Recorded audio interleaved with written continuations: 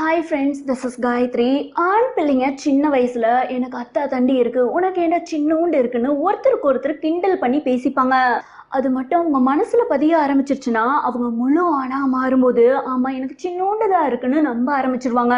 பிள்ளைங்க இப்படி பேசுறத கண்டிக்கிறத விட வயசுக்கு ஏத்த வளர்ச்சி அவங்களோட உறுப்புல இருக்குதாங்கிறத தெரிஞ்சுக்கிறது முக்கியம். இந்த கடமை அப்பாக்களுக்கு அவசியம் இருக்கணும். சிங்கிள் பேரண்டா இருந்தா அம்மா செஞ்சுக்கிட்டோம்.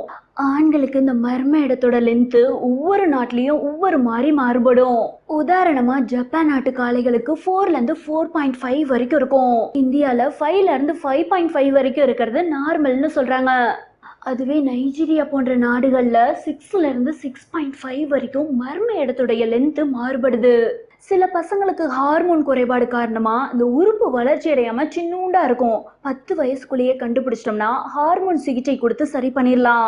ஆண்களுக்கு இந்த மர்ம பகுதியை பொறுத்த வரைக்கும் 2 வகைகள் இருக்கு. ஒன்னு சோயர், இன்னொன்னு குரோயர். சிலருக்கு வெடைப்புத்தன்மை இல்லைனாலும் ஜெய்ஜாண்டிக்கா இருக்கும். அவங்களுக்கு வெடைப்புத்தன்மை வந்தாலும் அளவுல பெரிய வித்தியாசம்லாம் இருக்காது.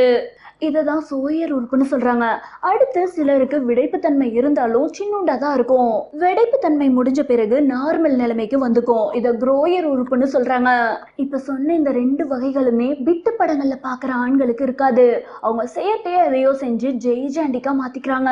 ஃப்ரெண்ட்ஸுகளை பொறுத்த வரைக்கும் தன்னோட இமேஜ் பில்டப்காக தன்னோட மர்ம இடத்தோட லென்த்தை பெருசா சொல்லலாம்.